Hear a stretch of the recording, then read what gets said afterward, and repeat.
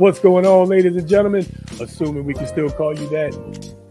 Welcome again to the show. Now, listen, this is a little bit different from what we normally do. Normally, we're live, we're in person, right here with y'all. This time is a little bit different. We had to do some grown-up stuff. We had to do some dad stuff. Y'all know that's most important to us. So, we did the show earlier this week. You're watching the recording of that, and we'll be back, of course, next week, live and in person. So, sit back, relax, enjoy the show, grab your cup, pour one up. You might need two of them. Light one up like we do, and enjoy the show. We'll see y'all later.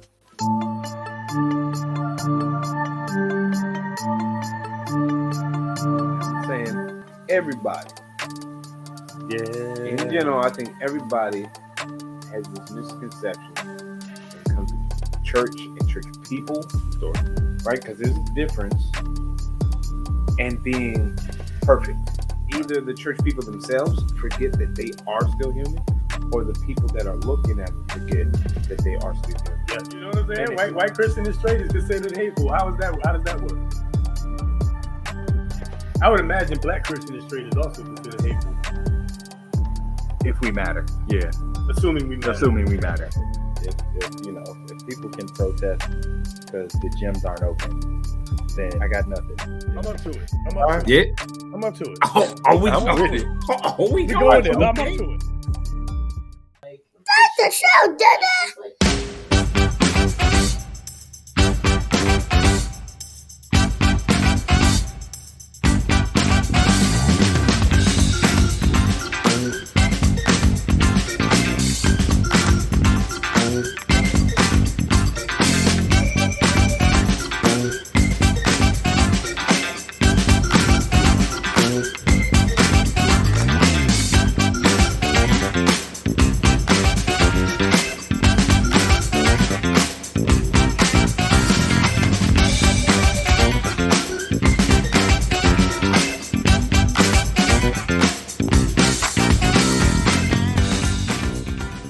Y'all know what time it is, man. This is what we do. We What party up? out here in these streets, baby. What's What good? up?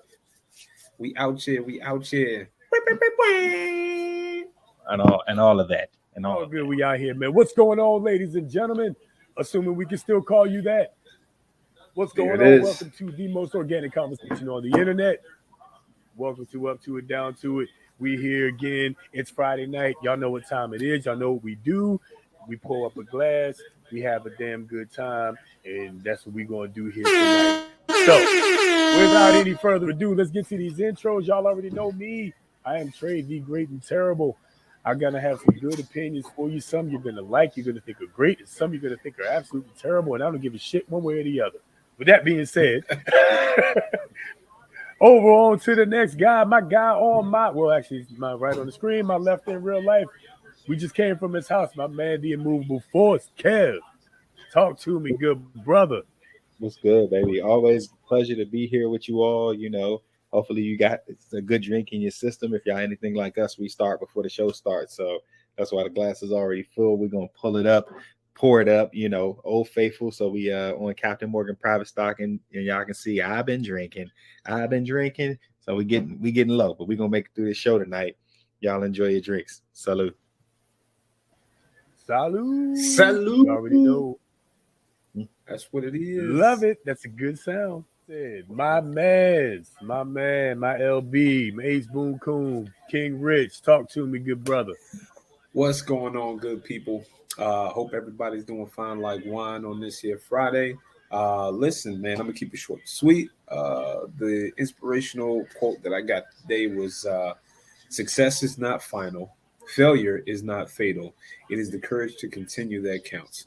So it's been a long week, but just make sure y'all keep going, man. Stay encouraged and keep going. And remember that it's not where you are, it's where you're going. So keep going. Be encouraged, people. Good stuff. That's that's Winston Churchill, isn't it? Yes, yes, it Winston is. Churchill? Yes, it is. Yeah. And One of my favorite quotes. made to the bros. Yes. Oh yeah, that's right. Yes, beat That's me right, to it. man. Yes, You happy beat me Charter. to it, man. Happy Charter Indeed. Day to the brothers of Pi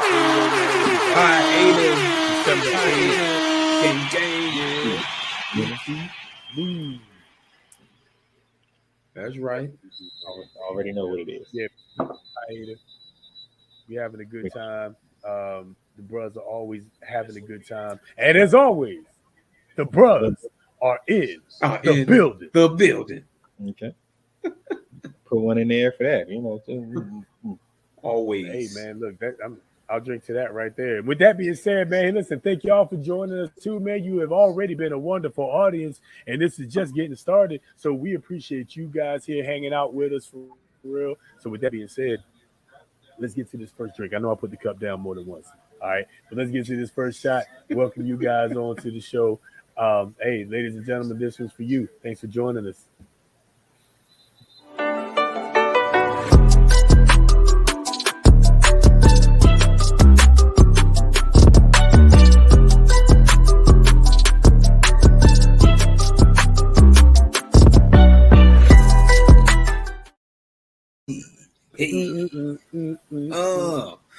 Let's go. All right, what we got, baby? What we got? What we talking about? What we got? Gentlemen. I got a few things. Well, you know, you guys brought up some things. I brought up some things, man. We got stuff to talk about for sure. Let's kick it off lighthearted, man. First things first. Walmart. Who been to Walmart lately? Man, Walmart's I was just there the other day. They got too much of my money. All this Christmas shopping. Listen, you know, Walmart, the superstore, got the grocery store, so you can get the stuff you need on one side, right? And then you can go over to the other side and get all the groceries in this one-stop shop, seems like. Shoot, depending on how super of a store it is, they be selling tires out the back and everything. Man, no, that's a fact. That's a fact. You know, and you can go there, you can, you know, let the wife go shop while you go get a shape up. You know what I'm saying? If it's the other way around, you can let No. See, there's one that got an eyeglass place. I seen the one that does eyebrows. Another one that's got like a McDonald's or something. For sure. Dunkin' Donuts too. Yeah, I seen the brown ashes. They got Dunkin' Donuts too. Walmart's a conglomerate. I can go get my hair cut now. Yeah, bro. At Walmart. Look, you get your car serviced and a shape up. all while the missus is shopping. Oh man, one shop. That's got to be down south. Yes, that's got to be down south. You know, there's the ones with the hair salons. It's okay, babe. I can edit you out. It's all right.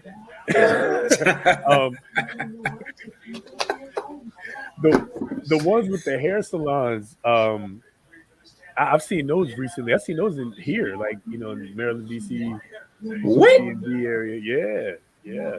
I have not seen those. I've been seeing brows and lashes, but I you know, not so far as hair salons. Yeah, brows, lashes.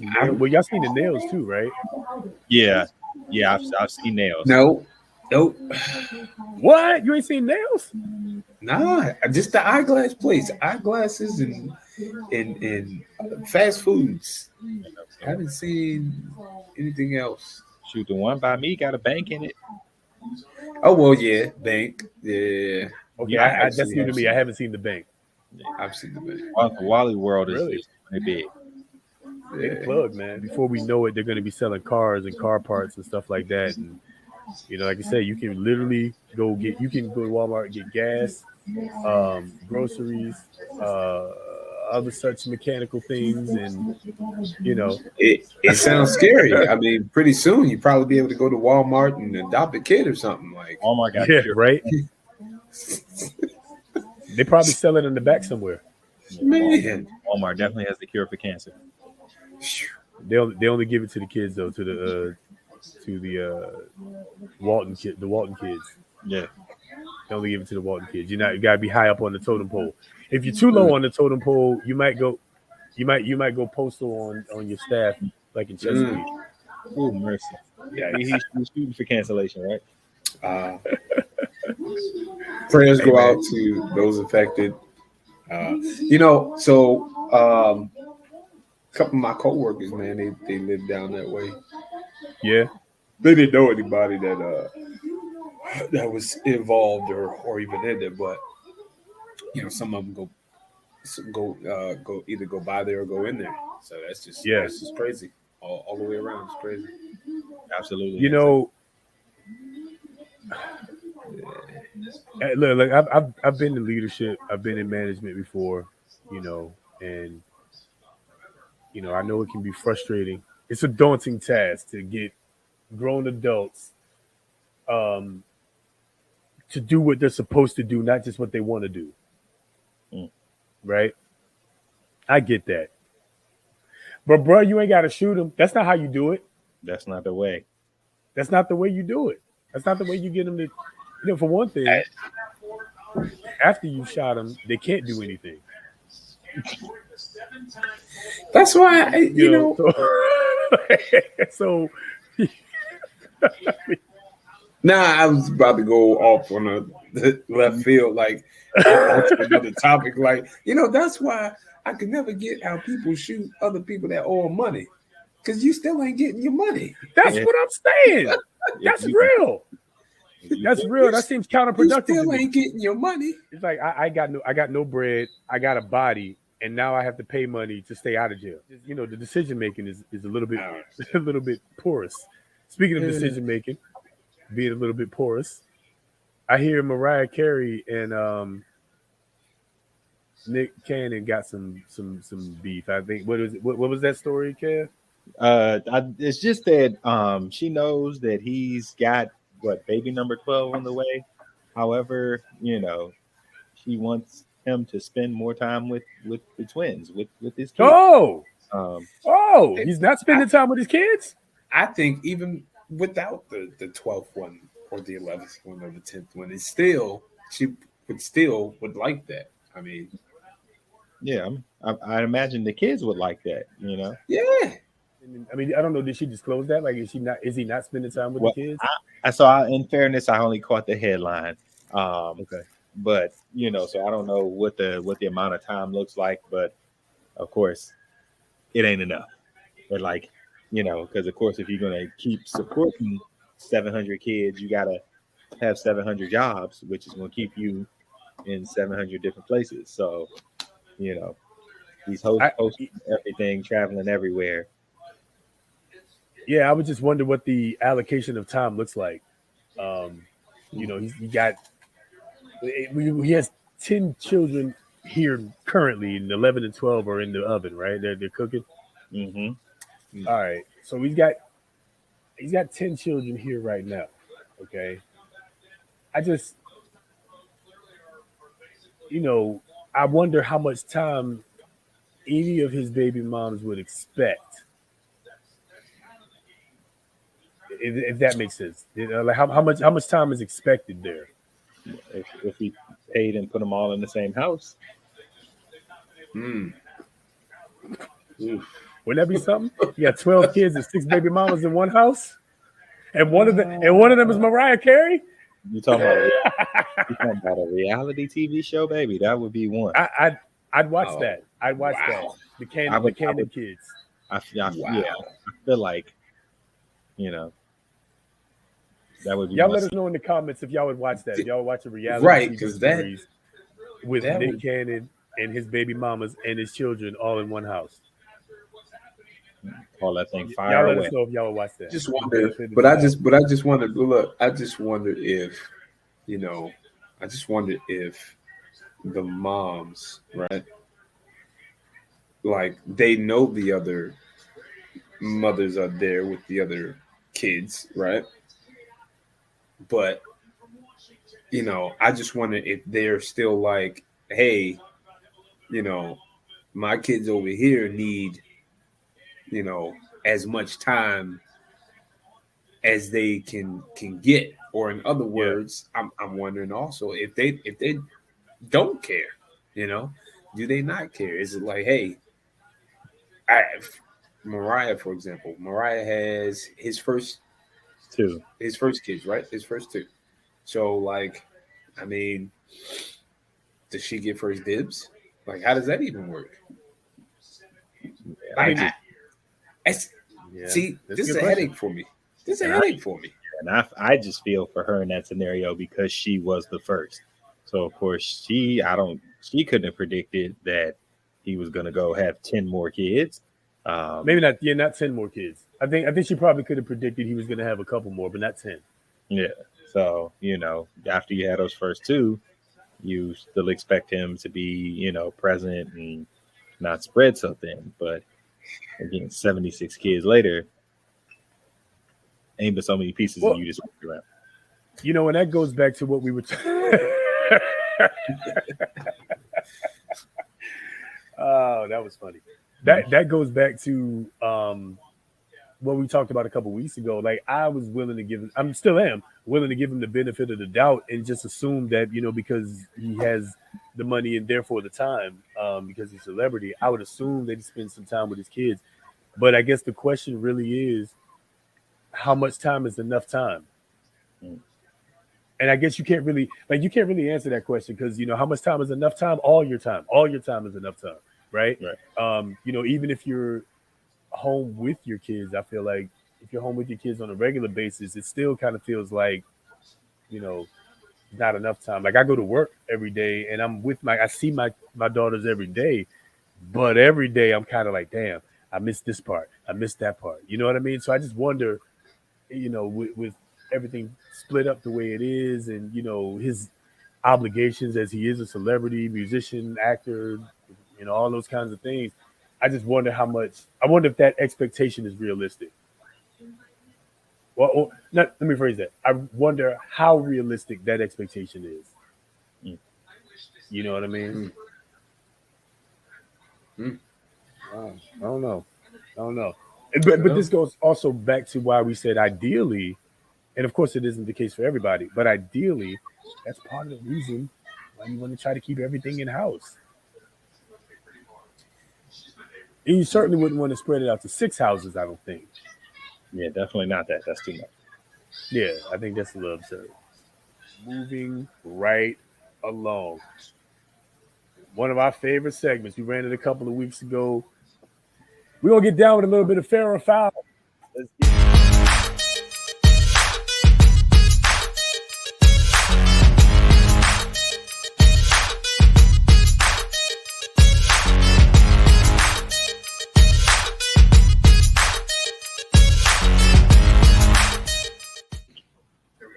Yeah. I took mine while the music was playing. I wasn't, All good. I might have made mine a little too strong. I might have made that a little bit too strong. All right. This is gonna be a hell of a night. Let's start with this one. Fair or foul? I'll just read the tweet verbatim.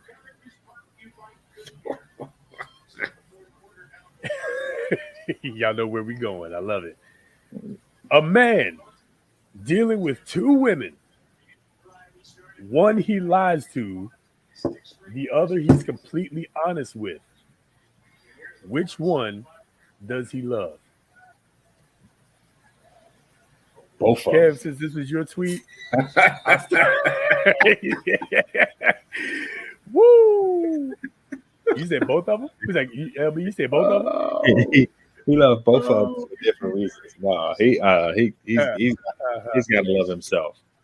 He love him. Yeah, he love him, but the words not understand, but I understand it. But most people would not even most, but I would say some would say that he loves the one that he tells the truth to, and then some would say he loves the one that he lies to because he's lying to her to protect her feelings, to shield her, to shelter her. So that would be the reason. But if you genuinely love somebody, care about them, then you share the hard truths with them because they need to hear them. So that one that he's being honest with is getting another type of love. We would call it toxic, we would call it immature, but I can understand it. But yeah, I mean, ultimately he loves himself.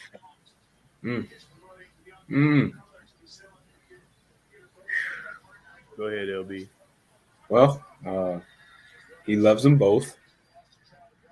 Plot twist: she identifies as two different people.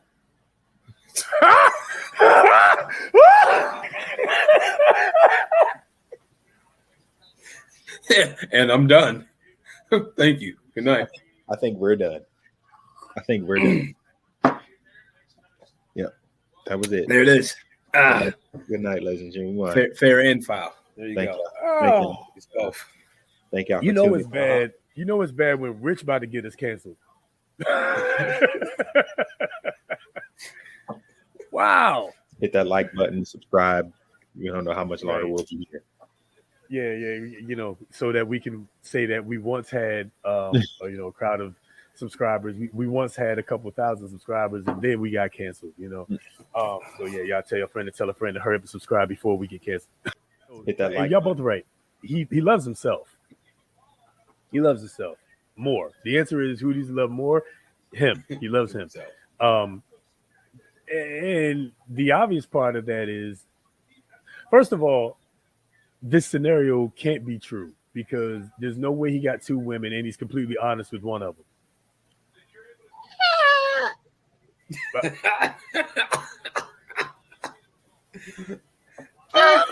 unless the main chick is the one that he's honest with, because and the side chick thinks she the only one, but the main chick know what's what. That's the only way I can see that working. Okay, you see the opposite. Go ahead. What you think? Saying, I mean, because if you got a main, he's lying to the main and telling the truth. Telling the truth to the, because the side chick's got to play her role. So if you're not telling her the truth, then you run the risk of, everything falling apart. So the side, and that's a lot of before. But.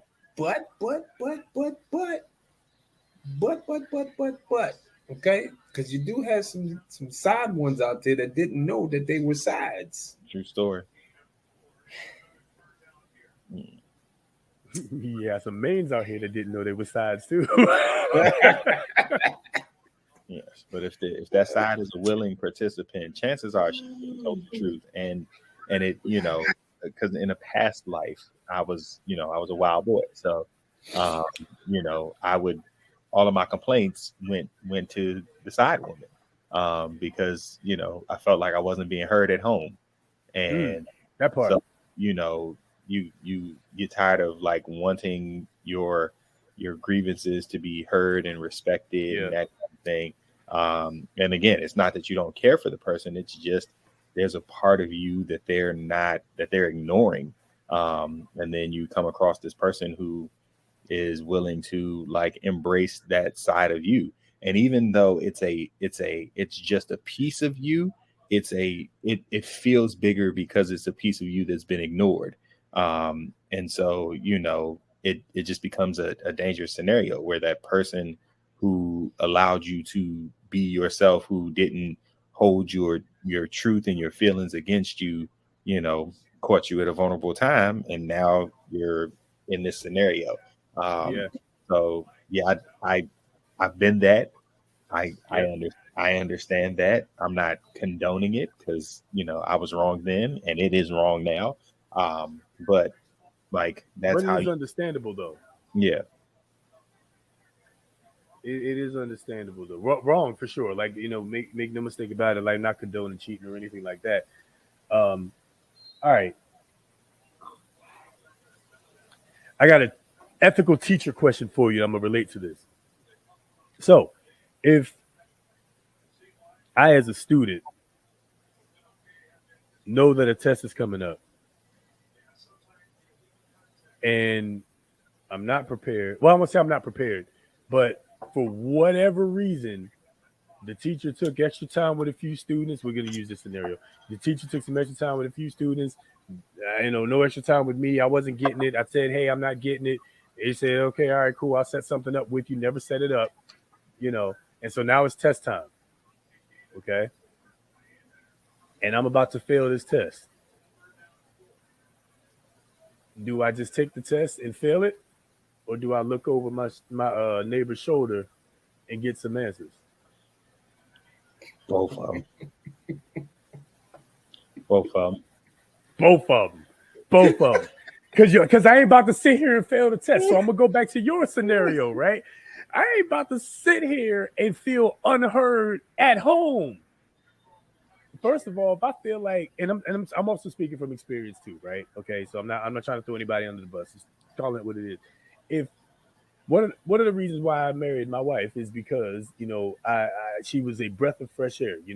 Y'all know as men we go out, we work, we deal with stuff, we deal with crap, we get our asses kicked out here in the streets in real life, right? When we come home, we're not trying to deal with another war, right? And so my wife was my breath of fresh air after going out in the streets getting my ass kicked, right? So I with her never felt unheard. I never felt unappreciated or anything like that. And I would argue that if you feel that way with the person that you're with, that's a problem. And it's probably a red flag telling you that you probably need to not be with said person, especially if you've made that known and they haven't done anything to adjust. I was going to say the first step is making it known because a lot of people will walk around here without communicating that issue or those concerns or the problem. So the first step is definitely communication. But you're right. After that, I mean, after you've communicated and tried to work on it, who wants to stick around that? Because then that starts to bottle up. Yeah. That will definitely bottle up. And it will bottle up and it is ready to explode. And somebody will come along and allow that thing to rupture. You understand? Rich, you are rolling today. So. Listen, Rich is on a new level right now, boy. Y'all ain't ready for him. So yeah, like Amazon has screwed me over. They ain't bring your sheets. They ain't bring none of my stuff. Hell yeah, man! It's after 9. They always say it should arrive by 9 o'clock. It's after 9 o'clock. Oh man, this is the season 4 delayed.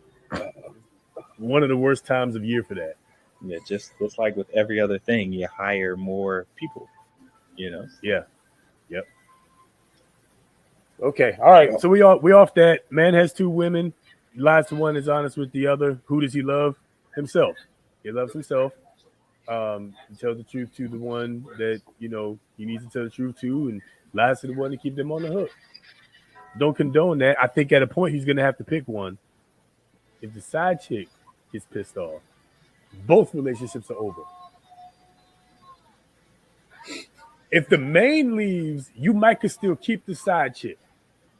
But if you piss off the side chick, she's gonna blow your spot up, and the main chick is also probably gonna leave.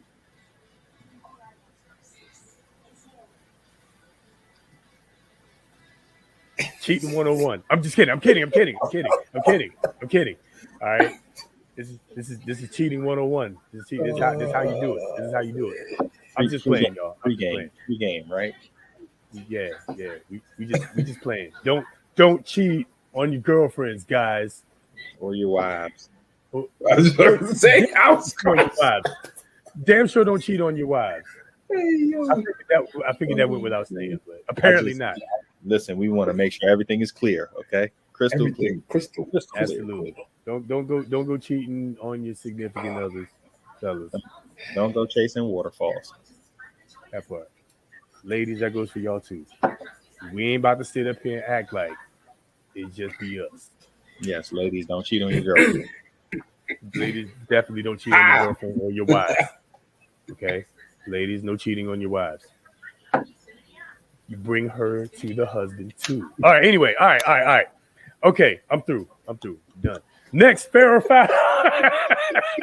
Fair or foul. Deion Sanders. Prime. Coach Prime is getting all the hate right now.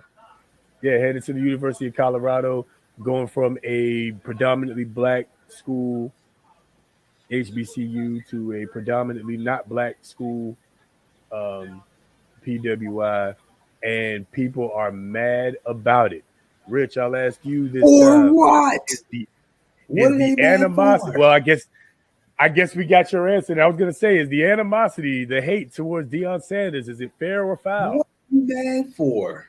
What are you mad for? Are you at Jackson State? Number one, That part. What are you mad for? What are you mad for? I mean, listen. Uh, he did some great things at Jackson. It's time.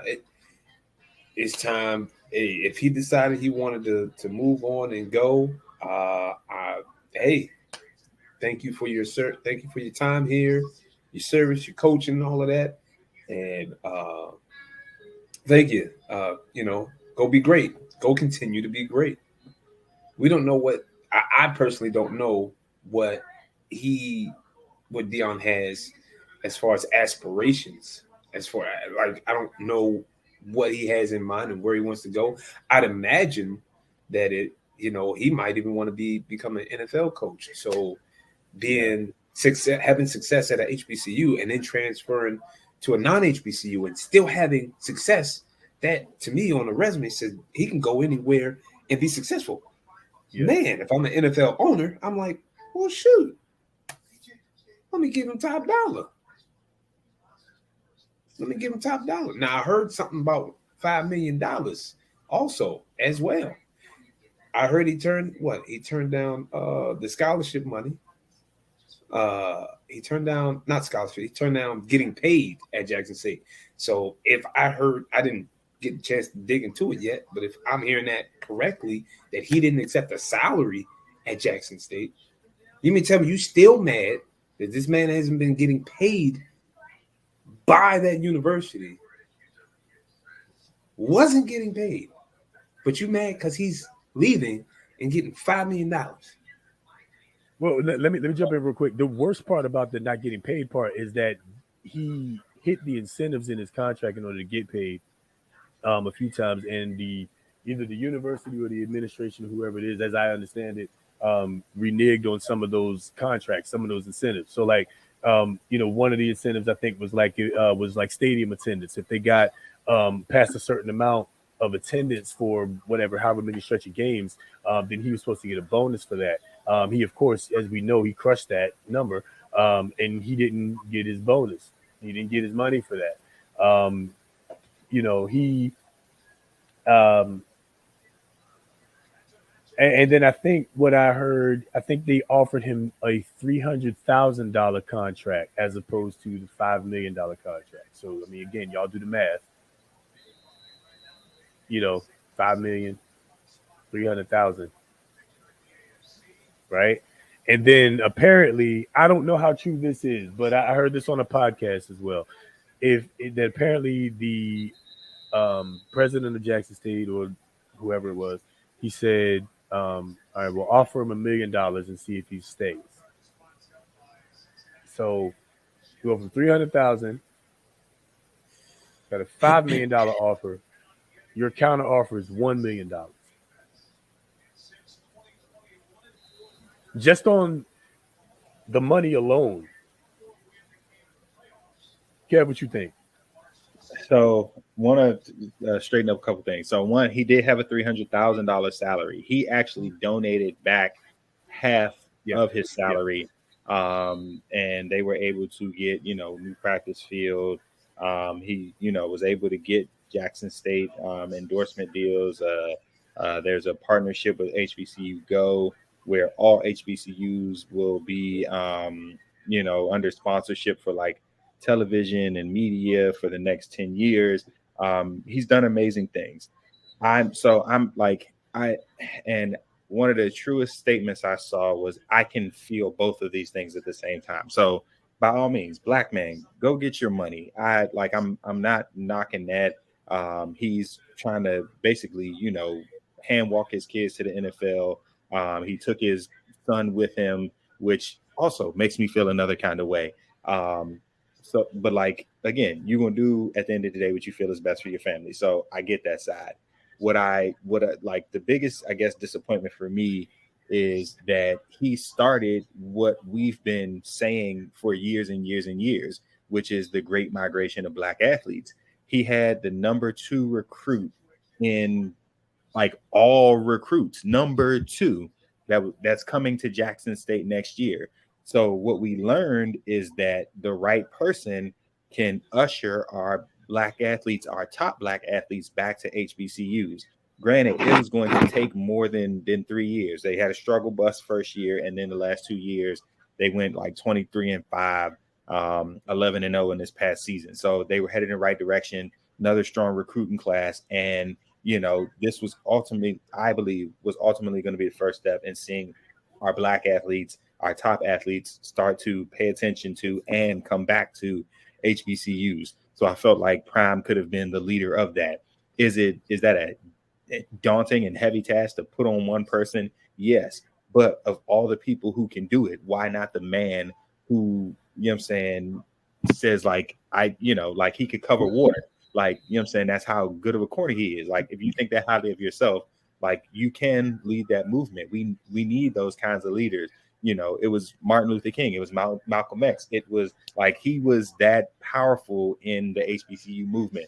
So like, it's disappointing to see him go, because it's going to lead to a dramatic pause in like the influence that HBCUs have with bringing in top tier athletes. When Morgan got Coach Hall for 1 year, he, like did his thing for 1 year, got the NFL call and left. So we didn't even get a chance to build on that. So it's like, we get these names and then they just roll out. And the reason why Deion ended up at Jackson State was because these white colleges, these Power 5 schools, nobody wanted to give him a chance. They didn't think he could do it. So like, I think that's a part that hurts too, that because nobody else thought high enough of him, he brought it to an HBCU, which is the story of HBCUs. We give people chances when other people don't. And then, it feels like you turned your back on the only people who would give you a chance to prove you could do what you did. So like, I completely understand his doing what he needs to, taking the money, and going to a place, because Colorado is a trash team. So he's more or less going to do the same thing with them that he did at Jackson State. Come in, probably gonna have a nowhere to go but up for sure. He's been in the portal, he's talking to players, so they're going to bring some people in, but it's going to take a year or two to get it where he wants it to go, and then you're going to see Colorado build up. So like, I get it, but it also hurts at the same time. Yeah, I'm with you 100% on feeling both ends of this. So I'm gonna go the opposite role first. I'm gonna go the sympathy route. So as a Black man, as a man that went to an HBCU, as a fan of Jackson State's band, for example, I loved what I was seeing. And also as a big fan of Primetime, right? I loved what I was seeing at Jackson State. And yes, I too would have loved to see him stay. Okay. But listen, I gotta change this up real quick. I know I was gonna share something different, but y'all gotta see this too. Y'all gotta see this too. According to the Denver Post, okay? According to the Denver Post, he's going to receive $5.5 million this season. Okay? $500,000 base pay, 1.75 in supplemental income for radio, television, and public appearances, 1.74 in promotion and fundraising, 1.5 for development of the student athletes. So now those things right there, right? The radio, television, public appearances, promotion and fundraising, and development of the student athlete. I don't know this for sure, so feel free to fact check me. But all the research that I was able to do on this shows that those things Prime was paying for out of his pocket, right? A lot of those things he was coming up with out of his pocket, including the stadium, right? So he was doing those things that I guess at Jackson State, maybe in some other places, wasn't being done. So to your point about being disappointed that he left and wasn't able to kind of create a movement, create a wave, I'm with you. However, the very next paragraph is his salary will increase to 5.7 million in 2024, 5.9 million in 2025, 6.1 in 2026, and 6.3 in 2027.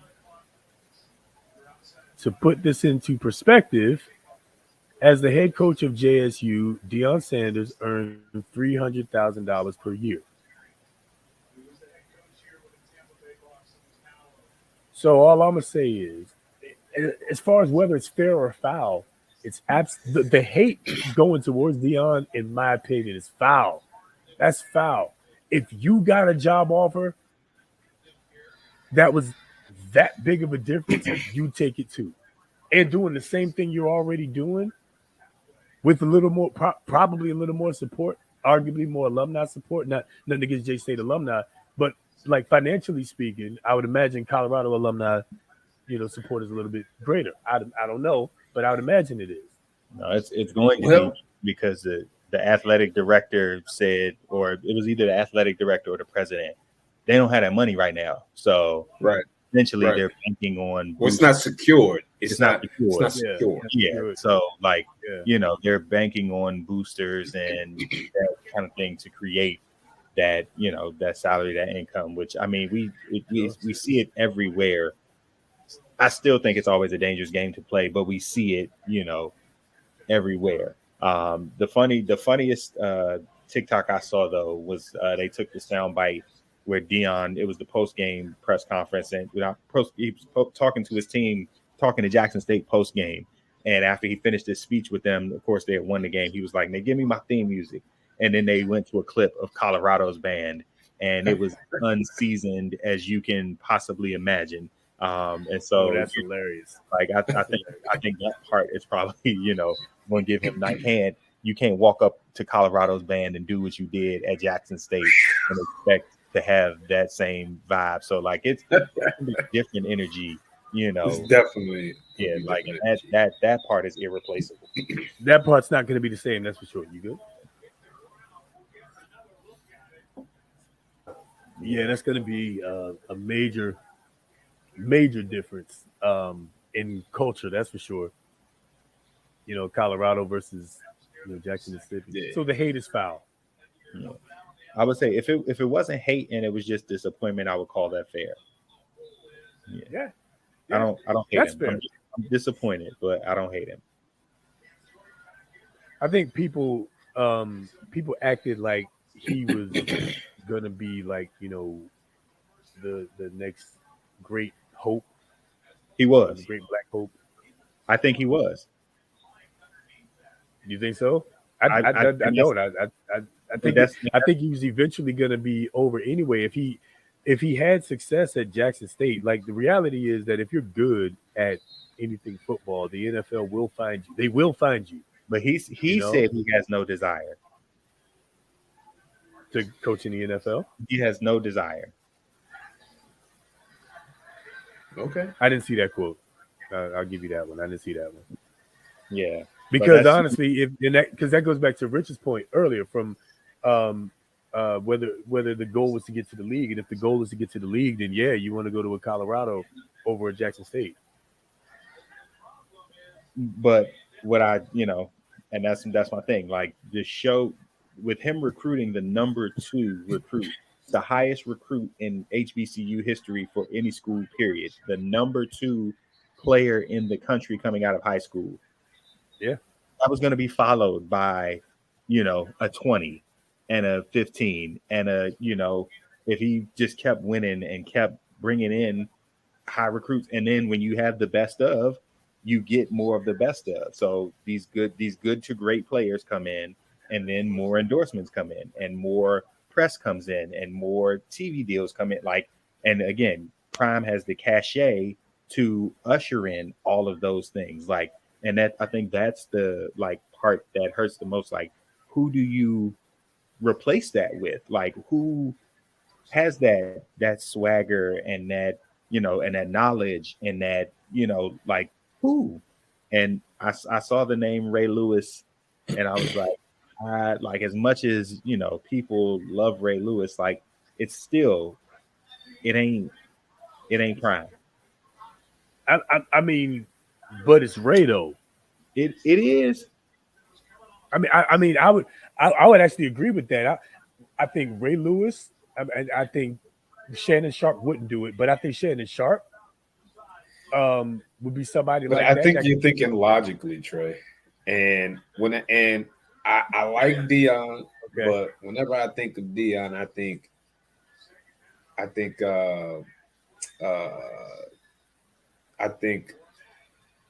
in today's terms, right? I think TikTok and Showtime and lights flashing, all of this.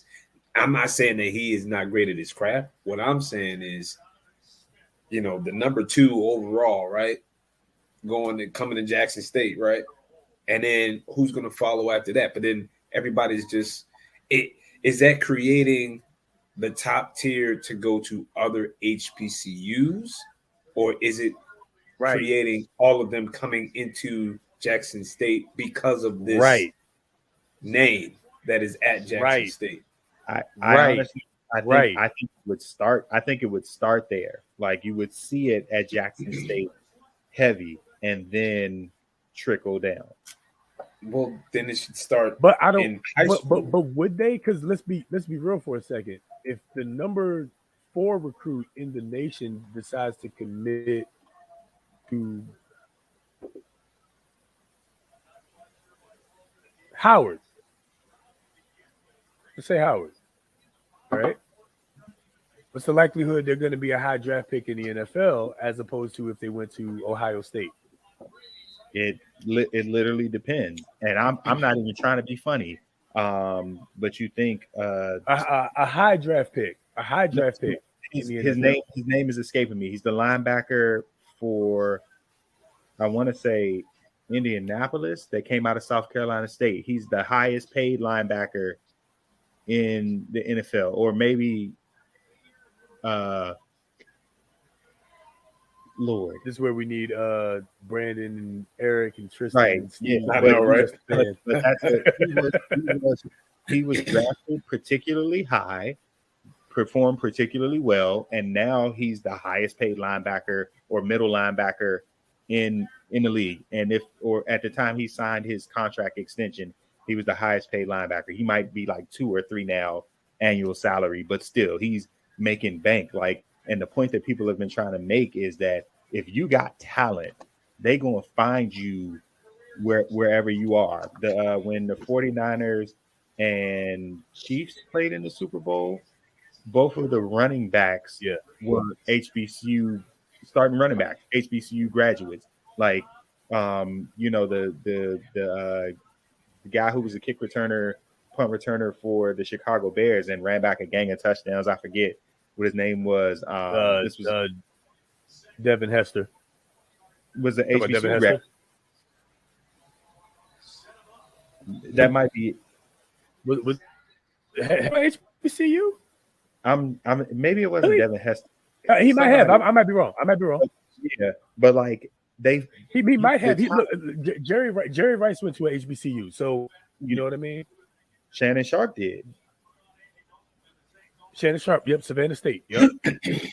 And of course we, tout Chad Simpson ran back a touchdown in the Super Bowl. He's a Morgan grad. Rashante Shenko was in the NFL Shenko too. I was, so like if you went to Miami. If you got it, you got it.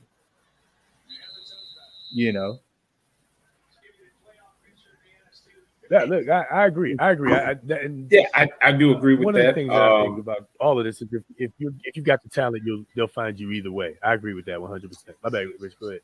But here's what I will also say is, if you look at these teams, you'll see that they are grabbing. If you look at these NFL teams, they're also grabbing the players that they played with.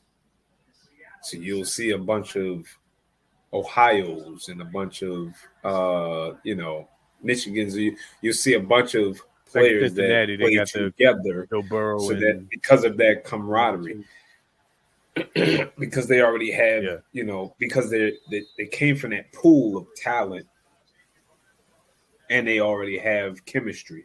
So if I'm a player and I'm a high caliber player, and I want to get around some other high caliber players, I mean, then yeah, I mean, I'm thinking about getting in that arena. But it does, like you said, so it's got to start somewhere, right? It's got to start somewhere. You got to, make a splash in the pond. So, well, here's a question: Are even if Ray Lewis isn't Deion Sanders, I think Ray Lewis would be a great HBCU football coach. I think he'd be great. Um, I think who was the other guy we just said? Shannon Sharp. You know what I mean? Darius Leonard. Great. Darius Leonard. Oh, okay. Got you. South Carolina State. Got you. Yeah. So look again, yeah. If you got the talent, if you got it, they'll find you. That's for sure. And so that being said, if I'm Deion Sanders and the goal is not to get to the NFL, then I gotta think at least that the goal probably is to secure the bag either for myself or for my son. And so I think he does kind of want to hand walk his kid to the NFL. I dig that. Kind of help him avoid some of the pitfalls, especially because he know who he was. Like, let's be real, Prime in at was it Florida State? No, tripping. Prime in college was a wild boy. You know what I'm saying? That's all I'm saying. Prime earned the nickname Prime Time in college. You know what I'm saying? Like, so probably he knows who he was and who his son is and all that. Probably wants to hand walk him in, help him avoid some of the stuff. That's probably why he brought Brittany Renner to talk to the boys that time. Remember? No, for real. I'm serious. That's probably part of it. Yeah. All right, we're gonna table that. I'll leave it at that. We'll leave it at that. Stop hating on Prime, man. Let that man get his bag. I get it. It is disappointing. We are gonna be sorry to see him go, but we appreciate. I appreciate for sure everything that he did do, and they showed some dominance, and hopefully that leads. I think hopefully that leads more former NFL players who, understand the game like Prime does to go coach at an HBCU and try to do that and compete for the entire top 100. You know what I mean? It's the blueprint. Yeah, it is the blueprint. Yeah, I think, yeah, exactly. Just do repeat, rinse, wash, repeat. You know what I'm saying? Or wash, rinse, repeat. My bad. Wash, rinse, repeat. I've been drinking. You said do. Wait, did you? Do. All right, do is not. It's not a common. Rinse, repeat. No. I said it backwards. I said, okay. Yeah, I said rinse, wash, repeat. I said it backwards. You didn't get what?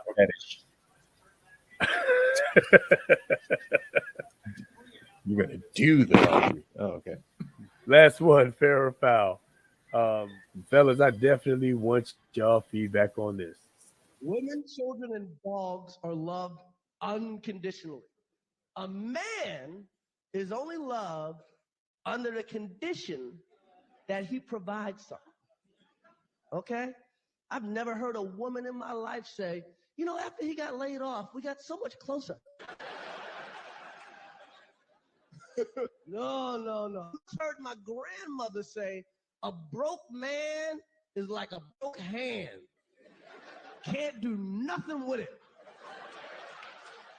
What kind of gangster shit is that?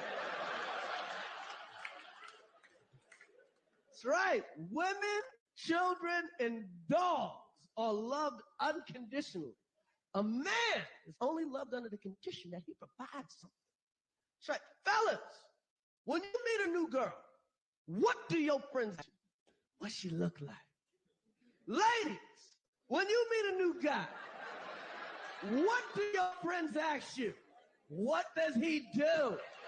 What the fuck does that nigga do that can help you out?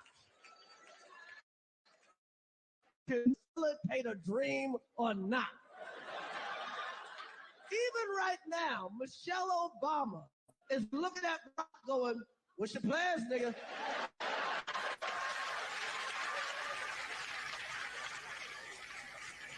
I love Chris Rock, man. Freaking love Chris Rock.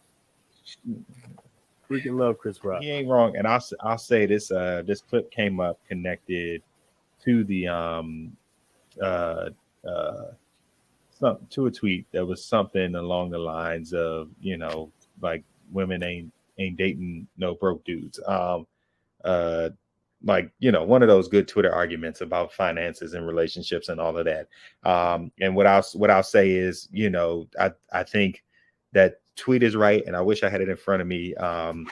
Miracles of technology, but I will say Chris Rock's wording was spot on, and that a man's got to do something. Oh, no black man is loved correctly unless he has money. And I while I can understand the sentiment, I don't wholeheartedly agree with the statement. I think a black man can be loved correctly if he has value or if he's rich, because a rich man to me is not about your wealth, but it can be about a wealth of things. A man who is knowledgeable, a man who has skills, which may not always translate to financially. I'll say for myself, like, I'm a school teacher. Ain't never gonna be rich unless I play the numbers and hit. However, even as a teacher, let's start there. I can, I know how to work with children. I'm a great father. I have patience. I can, like, speak to people. I can, adjust on the fly. Like, those are the things you have to be as a teacher. You wear many hats. The ability to be able to cook, work on cars, to, just like lead in situations. Like, if you have a valuable skill set, you can be loved as a person. That's not always about money. I would, particularly in this day and age where women are getting the bag for themselves, they're not necessarily asking, like, I'll say the right woman is not asking, how much stuff can you pay for? She's asking, where can you bring value? What makes you quality? So I think that it's possible for a black man to be loved that without it being about your money. But I can understand the sentiment, because you do have a subset of women who are just like, I ain't talking to no nigga if he don't make $100,000 or more, if he ain't, six figures, if he don't drive this, if he don't buy me that, if he don't fly me here, if he don't, there's a subset, but I don't think that's the end all be all.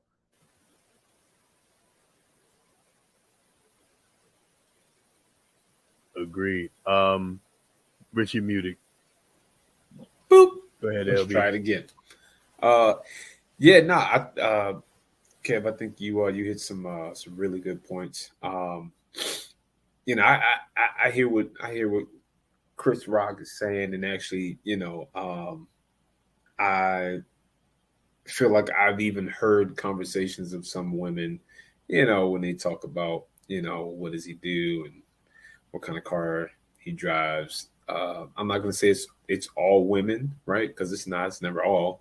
But I think even in our society, it's well, in today's society, it's kind of confusing because on one hand you're saying, you want, some females are saying they want a man to make $100,000 and can provide and protect and all those things. And on the other hand, they're also saying that they don't need a man because they can make that money themselves. So when it comes to unconditional love. Um,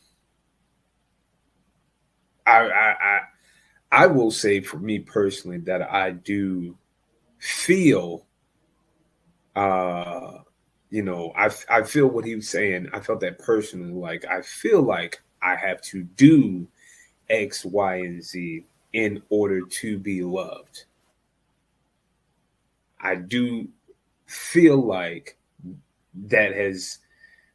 I don't want to. I don't know if it's been ingrained in me or if it's just cultural society, but I do feel that I need to do X, Y, and Z in order to be loved. And if I don't, then I'm not loved. So, I mean, I could feel him on that. I would dare say that non-tangible skills would make you more valuable. Um, because there's the woman with the temperament who this man knows how to keep her even and can see when she's close to going off the handle and knows how to speak to her and bring her down without bringing her down. So he doesn't have to be demonstrative, but he can Right. calm her down. I think those intangible things are like they go a long way. Like you can Yeah. truly teach a woman something that she didn't know before. Correct her from a place of love. Make her feel soft and continue to be soft in a world that's hardened our women in general. I Mhm. think those things make you more desirable, not just to the woman that you're with, but to outside women, because we know how that goes. Like, you know, forbidden fruit looks Which, tasty. and I would say, depending on the framing of that woman too. Yeah, I think if they're the, if he's not making this much money, I don't want to talk to him type of women. Then I mean, it is what it is. They're yeah, basically looking to be bought. You know what I mean? Those women get purchased. You know what I mean? And, this is what it is, right? Um, but to your point about providing that what that that's protection basically, like that's giving them protection, that they can you can have conversations with them in love, correct them in love, be corrected by them in love, you know what I mean, and that's what makes them able to be able to walk kind of in their femininity, which is their strength. Their femininity is their superpower, as opposed to them kind of being somewhat masculine-ish. You know what I mean? Not all of them, obviously, but some of the ones that are like that. And to Rich, your point earlier, you said that they women now tend to get the bag and then think, oh well, I don't need a man. Talk a little more about that. That was a good point. Well, no, I was just saying, that you do have some women out there that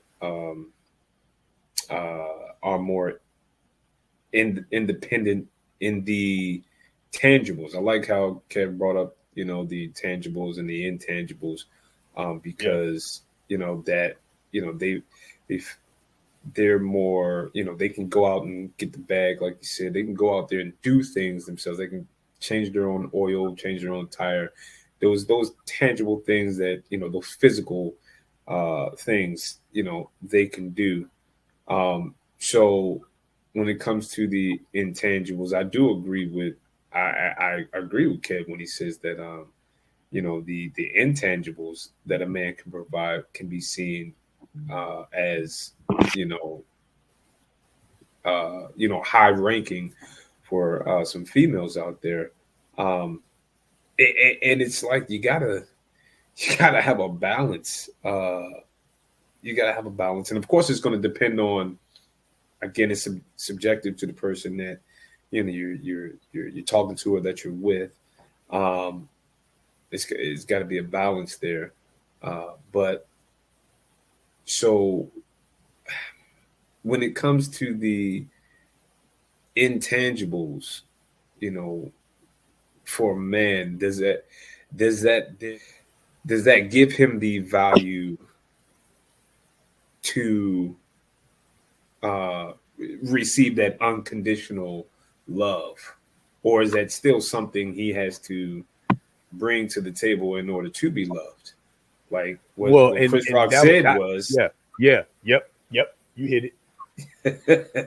Yep, you got it. You know, what Chris Rock said was women, children, and dogs, unconditional love. So it still feels like something, you know, has to be brung in order to get that unconditional love.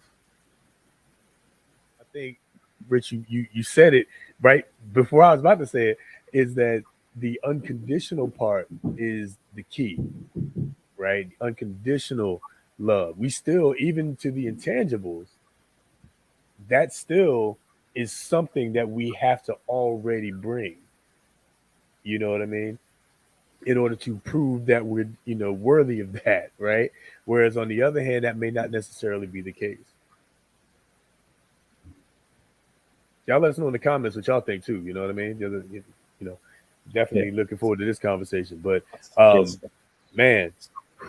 Oh, and I was just gonna say, so I'm with that, and I guess just to again kind of because I hit y'all with two things at once. One was the tweet itself, and then the video that came along with it. So just the word, I guess I would agree with the video while disagreeing with the text because the tweet itself says no black man is loved correctly unless he has money, and I believe that a black man can be loved correctly regardless of money. And we think about the types of love that you can get, and they say ain't nobody gonna love you like your mama, like your mother, a healthy mother in a household can love you correctly.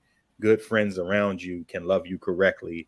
The right partner can love you correctly. But every relationship has conditions. Like we aren't friends with each other if we don't hold each other accountable, if we can't depend on each other, you know what I'm saying? Like if we can't see, like eye to eye on certain things, then we aren't friends. We'd be frat brothers, but we wouldn't be friends. So like I think every relationship has its own set of conditions, but a black man, again, going back to the tweet, can be loved correctly. That part is possible without money.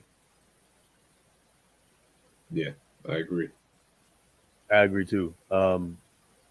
Correctly is the key. Here's what I'll say about the video. I mean, about Chris Rock, right?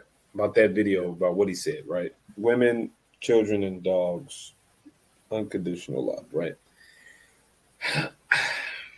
And then, Kev, you touched on, relationships do have conditions. I'm gonna touch on the type of love that we're talking about, because unconditional love sounds a lot like agape, right? Sounds like that it's not a sexual type of love. It's not it's agape love is like that unconditional love where I just have love for that human being or for that person, right? Because he said women, children. He lost me at dogs because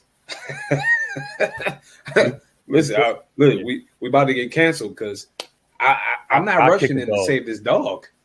I'm not. I'm gonna save the human before I save the dog. So big fact. He lost me at the dog. Get that some people, some of y'all act like y'all dogs is people, but they not. I get it. You love them, and that's great. They have a. I saw the commercial. They have the the 23andMe equivalent.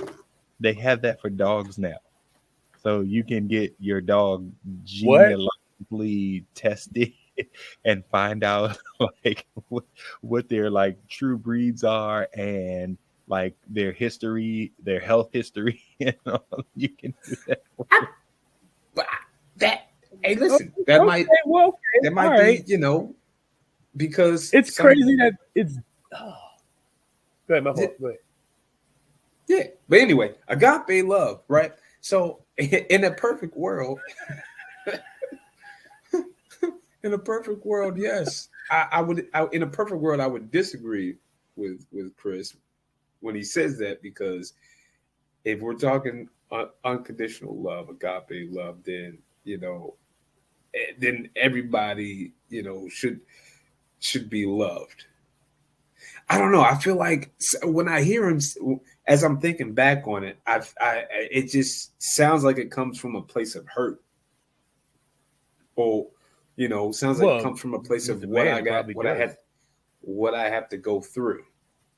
And so again, that goes back to that. What I was saying was, I feel like the culture or society makes us feel that way. Like, because I don't feel that, at here at home. I don't feel that. You know what I'm saying? I don't feel like I, have to do X, Y, Z, or else we're getting divorced tomorrow. My wife and I are getting divorced tomorrow. No. I know there's things that I have to do as a man and as a husband, and things that I choose to do. And that's a different type of love, though. That's a different type of love, and we chose to be together. So that's a different type of love.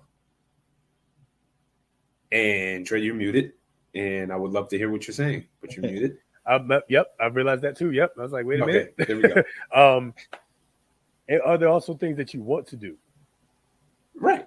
Like work related things, like things around that around the house that might be physical labor, or mentally tasking, or whatever it is. You know what I mean? It's things you also want to do because you love your wife. Yeah.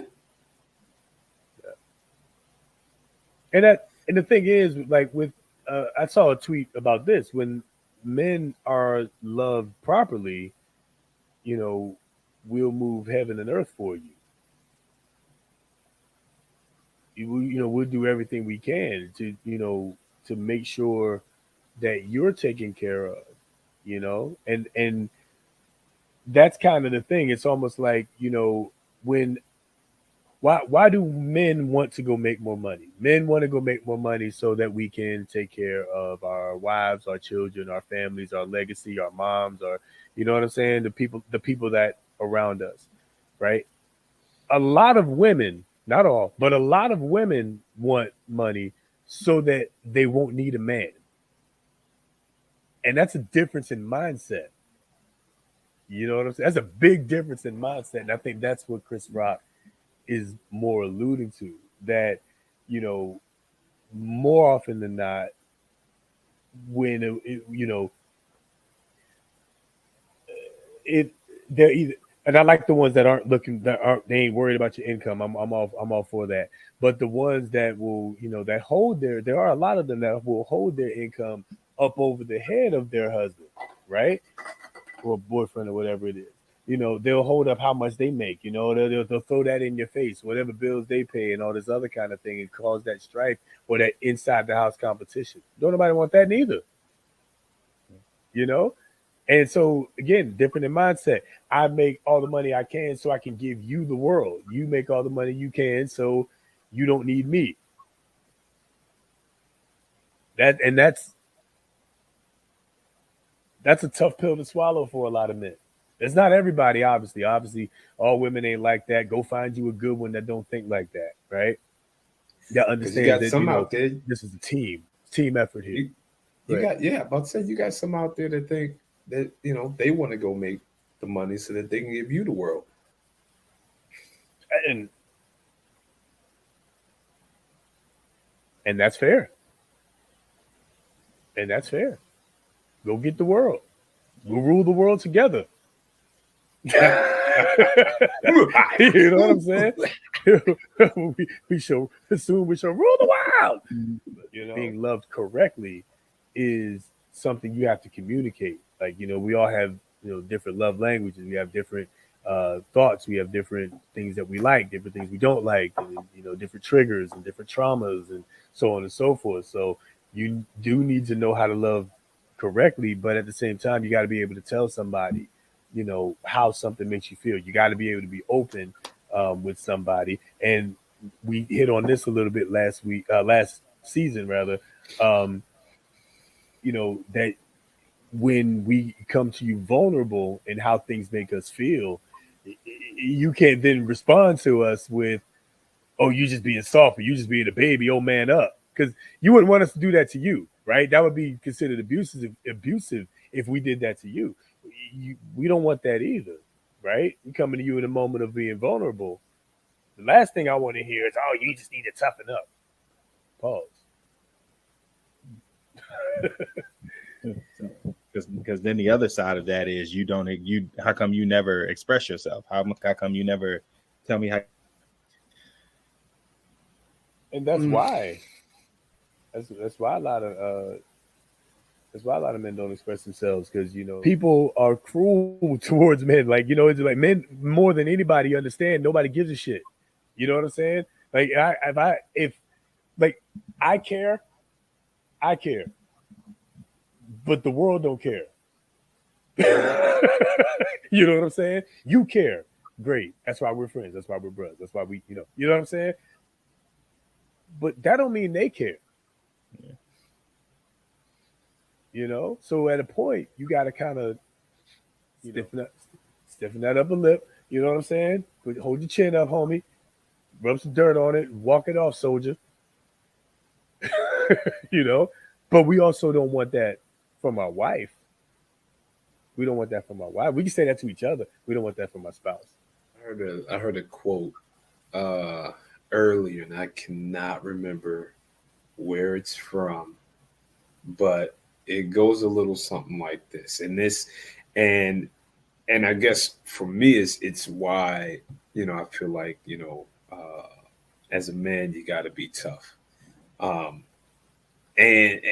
at the same time, like I said, for me personally, I'm learning that balance of when I can be vulnerable and the different times. But anyway, the quote said,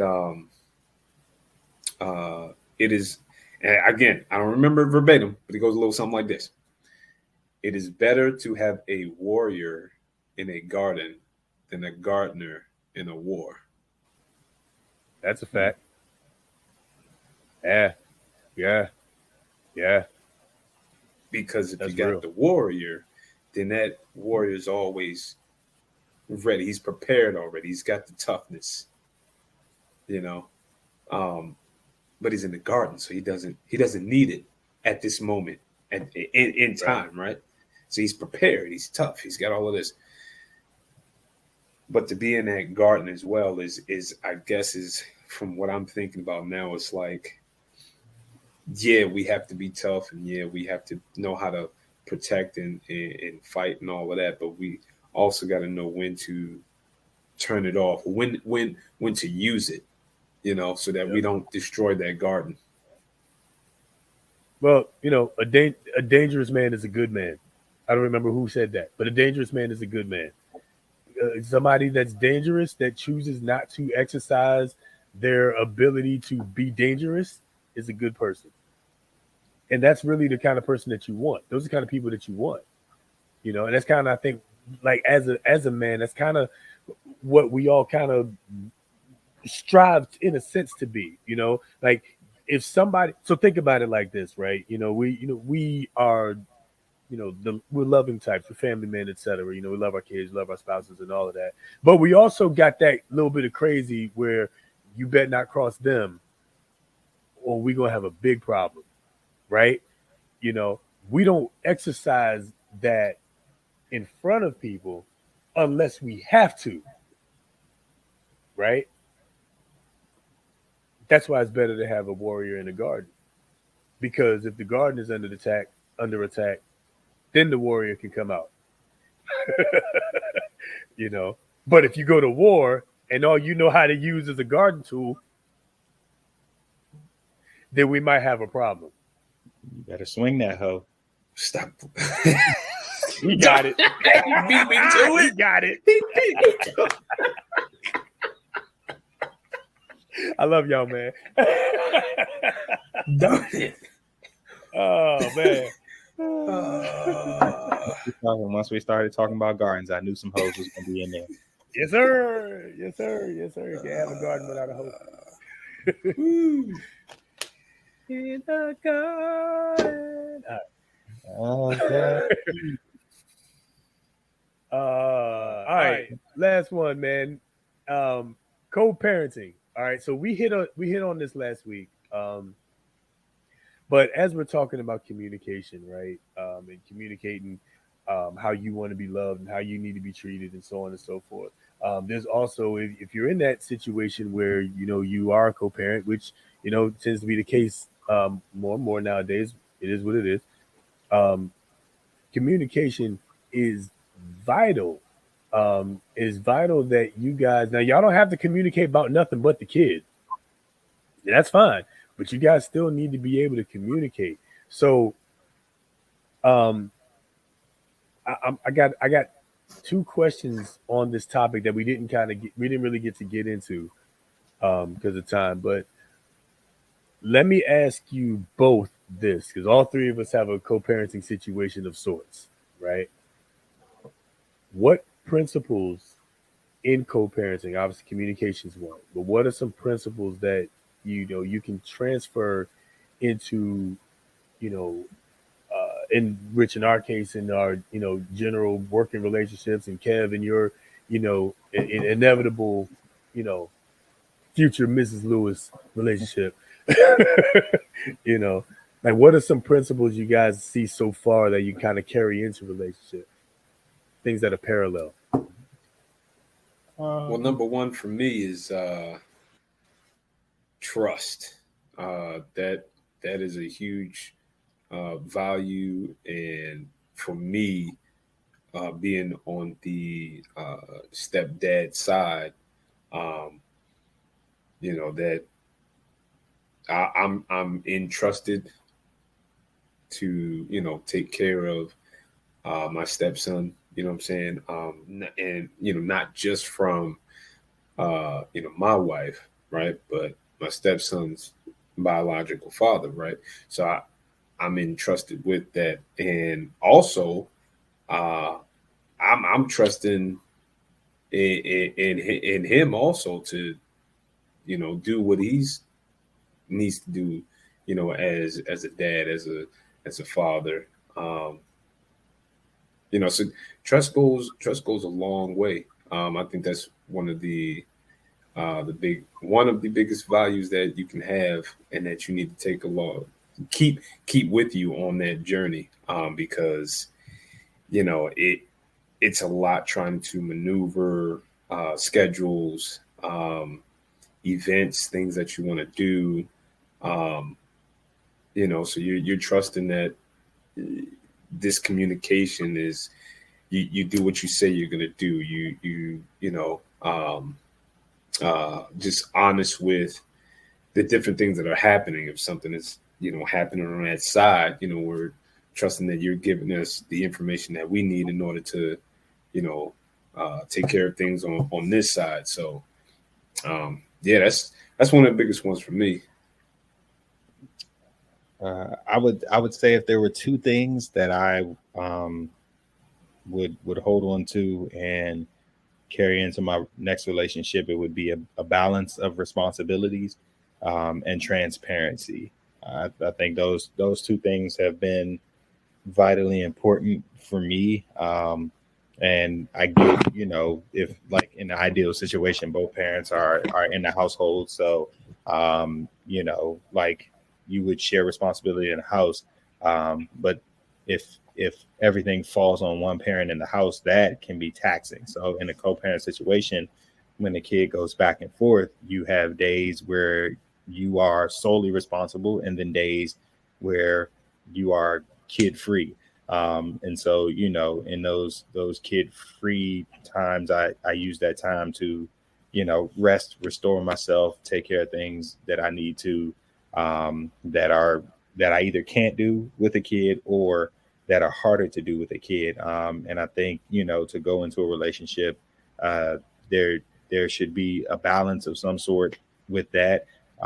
Which, I mean, it may not just be a kid thing, but you may not or shouldn't be the only person who does this all the time, or doesn't have help doing certain things, unless, and again, going back to the communication, unless that's the established role. But I think even with that, like there should be some balance there. Like, I know that so and so always cooks dinner, but I got home 3 hours early today because the boss said you can go. So since I came home early, let me make dinner so that you don't have to when you get here. Like that, that balance. And then on the transparency side, it's just you have to be open about everything that's going on, because like I said, if I don't have him, I can't see him. I don't, the primary information is not coming to me. I'm getting everything Right. from you, Secondhand. secondhand. So like you have to be transparent about it, and that could be something as simple as, hey, well, when he gets to you, you're gonna notice he's got a cut on his forearm. He was, running outside and fell and scraped his arm on the ground, as opposed to, just letting me discover that by chance. Cause then I'm coming back with, a ton of questions. Well, what happened? Well, what did you put on it? Why didn't you say anything? How did he respond? Like that kind of thing. So just, being completely transparent.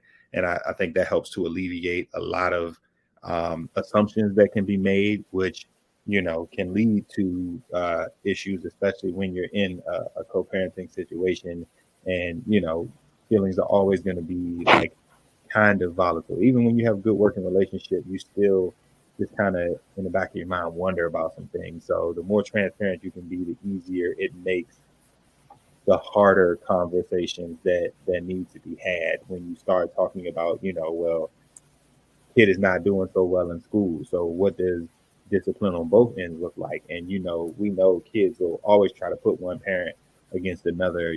Well, mommy told me no, so let me go see if I can ask dad, and he say yes. My response is always, well, what did your mother say? Because I know you asked her before you came to me. So instead of just making a decision like that has to be there to continue to foster a healthy working relationship, if nothing else. Man, you said you had two and you just gave us like four. Because, hey, man, because balance is definitely a value in discipline as well. And that discipline needs to be Balance and communicated, because there needs to be a balance of discipline, right? So that on both sides, it's they're getting almost equal. I know it's going to be a little bit different on one side or the other, but it shouldn't be you know all the way up here. You go to bed at 1 a.m. here, and then over here you go to bed at 8 p.m. That's it. We got to have that balance. Again, going back to that balance, got to have that there. So yeah, man, it's good stuff. Trey, I'm gonna add to this. You have to check your ego. Mhm. You got to check your ego at the door, and that's on both sides. That the mom and the dad, you got to check your ego. And to that point, I'm going to ask this question, and before I elaborate on it, how? Because typically in a co-parenting relationship, it is likely a relationship that didn't work. Right? It likely is coming. Your child is likely coming from a relationship that didn't work. Right? You guys were, dating however long, tried it, whatever it is, and it didn't work. Okay. How do you not allow that hurt to come into your co-parenting relationship? God, therapy, and time. Okay. All right. So speak on it. You're always going to hear me say shout out to God and therapy, and shout out to therapy and God, because those two things are sustainers and keepers. I had therapy today, and I always feel better when I come out of therapy. So I'm not gonna stop going. I do two types. I do group therapy for mindfulness, which is, just amazing. And then see my individual therapist for general well-being and all of that. So, again, for me, we got to have these conversations. So I was very toxic at a point. My button has always been about being petty. So I know, I learned what gets under your skin. And then when you piss me off, I'm going to do what I know is going to piss you off because I'm petty.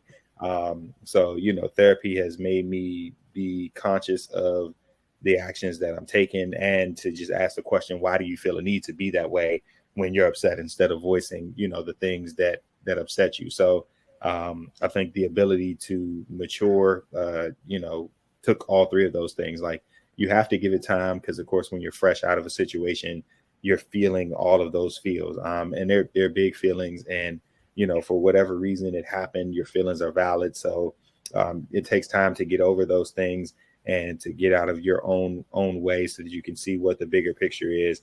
But the therapist, or in my case, all of my therapists can, poke and prod to get the information to kind of create a plan and go forward from there.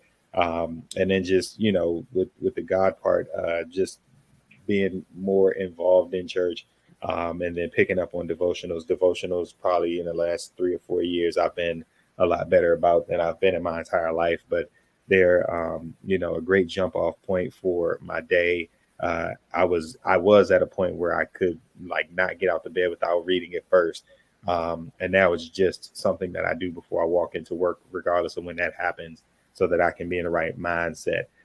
So I think, just to kind of tie that back to the co-parenting part, being aware of the things that I'm reading about and learning about, the fruits of the spirit are, big to just help to manage the situation, and understanding that, again, you have your thoughts and feelings about the way things should go. The other parent has thoughts and feelings about the way things should go. So, I'm not telling you what to do in your household, but, I think what Rich was alluding to, you can't be tipping scales on opposite ends, so Right. the agreement is bedtime is 8:00, so 8:15-ish, 8:30 is a good, grace period. And again, if it's going to be off of that, forward communication. Hey, we're just now leaving such and such and such, so bedtime is probably going to be around 9 or 9:30. When you put it on the front end, then there's not issues on the back end because you already knew it. And it's kind of how I talk to my students. I'm like, if you tell me something is wrong in advance, I can prepare, I can adjust, I can help you with your issue.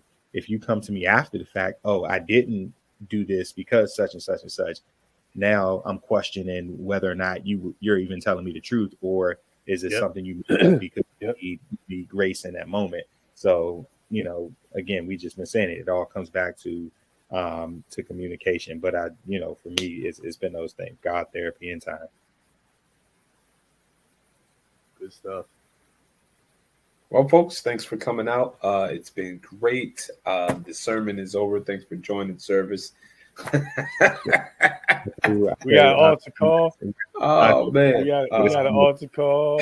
Senior tithes and Those of you, offerings. the doors of the church is open. Man.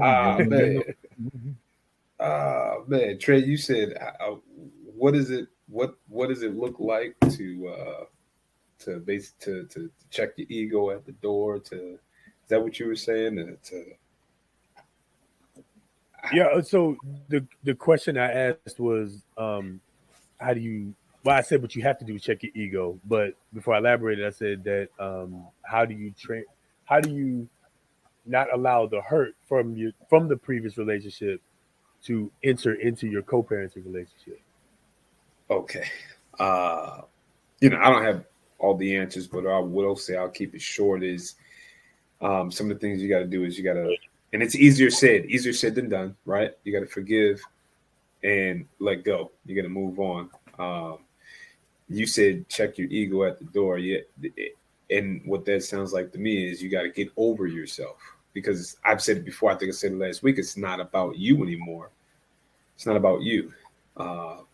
So get over yourself, forgive and let go.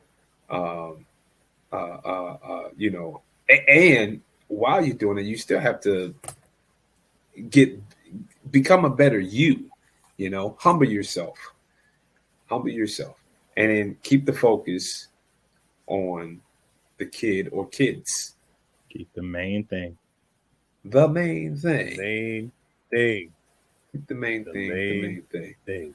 And there's some other things in there, like, you know, you gotta uh, learn to trust in that area. So for some that might have been hurt or whatever it is, you can't let that hurt overpower, you know, the decisions and what's going to happen with, you know, the kid or kids. You got to embrace this new form of trust, because the it's not a trust in the relationship that you had. No, it's the trust in that your uh you know, if you're you know, the baby, if you're the mom or the dad, right? It's the trust in the other person that has the best interest for that child. So that's what the trust is in, Yep. that you're embracing now, is that they have the best interest for your child. Yep. So Yep. it's deep, man. We could be here for Forever. Yeah, and we really could. To wrap this up, going back to the ego thing. All of that tells me you got to check your ego at the door, right? You know, so my point about it generally coming out of a failed relationship is because a lot of times what I see in co-parents is they mudsling each other, right? They talk about how bad that person is, how dumb that person is, what stupid thing they did this time, and so on and so forth, right? And eventually you start mudslinging each other, and then eventually the kids start to hear it, and so on and so forth, right? So those things are bad. That's all your ego. Here's the deal: your relationship ain't work. It didn't work. Y'all made a baby. Move on. It is what it is. Don't be worrying about his. Oh, yeah, because he got all these other chicks he be talking about. He got all these other chicks he be talking to. So what? So what? She got all these men on her line. So what? So what? All right. Keep that. That's between you two. Not the kid. The kid ain't got nothing to do with that. And it's ego that makes you want to go run off and talk about all these other things badly. About the other parent to your kids. You know what I'm saying? Check your ego at the door. Right. Okay. Vitally important to do that. If you can do that, then you should be able to openly communicate, which is what we talked about earlier. Be completely transparent, which we talked about earlier. You should be able to trust each other, which we talked about earlier. You should be able to make in sync decisions like bedtimes and foods that we eat or don't eat, things that we watch or don't watch, music we listen to or don't listen to. You know what I mean? Things we expose our kids to or don't expose our kids to. We should be able to do all of those things if we can take our ego out of the situation. We take, whatever your personal feelings are about her, whatever her personal feelings are about you. So what? And don't be involved in your kids and y'all grown up bullshit. I see that all the time, right? Kids be coming in. Kev, you probably see it, I'm sure, by your grade. Kids coming in and, the mom got this issue, but her boyfriend got this issue with her dad. And then his girlfriend got what? They ain't none of their business. Quit involving your kids in y'all mess. Get Wild over out here. yourselves. Seriously. Get over yourselves, man. It ain't worth it.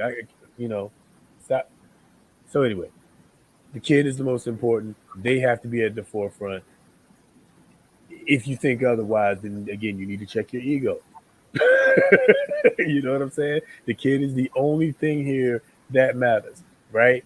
But what your relationships, my relationships don't matter. The only thing that matters is the child. And again, the decisions that we make and how we experience how we expose our kid to the world and try to prepare them for the world that again does not give two shits about you. So, and I think you can take all of those things, checking your ego, communication, trust, transparency, therapy, and most importantly, God. You take all of that into your relationships, whether they be a romantic one or a co-parenting one. And I think you got at least a winning base of ingredients. That's it. So,